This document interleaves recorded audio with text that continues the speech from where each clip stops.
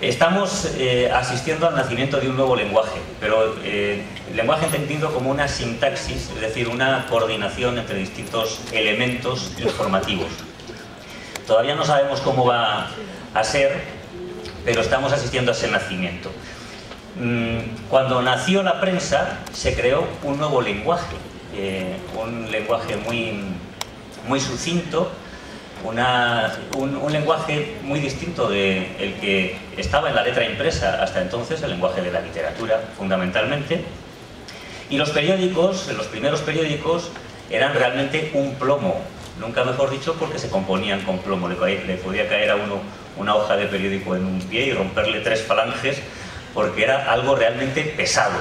Eran periódicos con exclusivamente letra impresa y dedicados a las noticias, incluso a las noticias sobre la entrada y salida de barcos del puerto, noticias muy cercanas al público al que se dirigían. Nació la radio y la radio fue una copia del periódico. Se llamaban diarios hablados, era una copia del diario, y la radio, los informativos de radio se limitaban en aquellos tiempos a la mera lectura del periódico, no ya unas noticias elaboradas por sus propios servicios informativos. Era la radio. La información en radio era la lectura de los periódicos fundamentalmente. Poco después, un poco adecentada para que no se notase tanto que era la lectura del periódico. Pero claro, la radio daba una inmediatez y era una competencia con respecto a la prensa escrita, y eso obligó a los periódicos a ir adoptando un nuevo lenguaje para competir con el hermano pequeño que les había nacido. Un hermano pequeño que entonces todavía se parecía mucho al padre. La prensa empezó a incorporar imágenes, fotografías, dibujos, empezó a crear unos géneros informativos que ahora ya nos parecen normales, pero que no han existido siempre: el reportaje, la entrevista, el análisis, la crítica, etcétera, etcétera. Y la prensa encontró así un nuevo lenguaje con el que competir ante la radio. En que nació, se parecía mucho al anterior. La radio se parecía a los periódicos, la televisión se parecía a la radio, pero el medio nuevo nunca acabó con el anterior, se transformó a sí mismo y obligó a que el anterior se transformara también.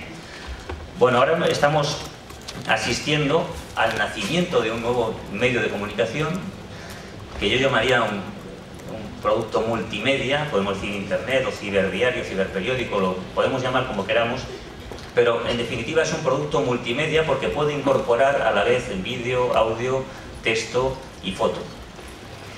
¿Contra quién nace este medio? La radio nació contra los periódicos, la televisión nació contra la radio. ¿Contra quién nace Internet o la comunicación? Yo creo que contra todos, pero especialmente contra la prensa. ¿Por qué? Porque en esa primera etapa ha cumplido el mismo rito de sus antecesores.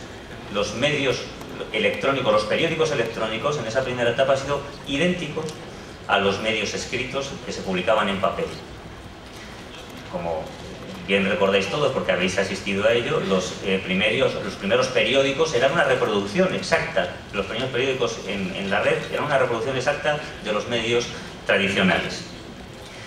¿Qué va a pasar? Pues es de suponer que ocurra lo mismo que sucedió en las etapas anteriores. Que los medios electrónicos descubran su propio lenguaje, su propia sintaxis informativa, y que los periódicos deban transformarse también para competir con ella. Tenemos que encontrar en ambos un nuevo lenguaje. ¿Cuál puede ser el lenguaje de los medios electrónicos? No lo sabemos, pero alguien tiene que descubrirlo aún. Probablemente será una sintaxis de distintas posibilidades informativas que se relacionan entre sí y nos construyen una historia, una narración en la que podemos pasar de un medio a otro. Es decir, podemos pasar de un texto a una foto, de una foto a un audio, de un audio a un vídeo, volver al texto. Alguien tendrá que dar con la clave para enlazar todo eso y construir una historia de un medio multimedia, valga la redundancia, de un medio que ha de encontrar ese lenguaje que yo creo que ha de ser un lenguaje integrado, un lenguaje en el que se aúnen distintas posibilidades informativas. ¿Y qué pasará con la prensa? Pues también tendrá que encontrar su propio espacio como consecuencia de la innovación que experimente Internet o los medios informativos en Internet.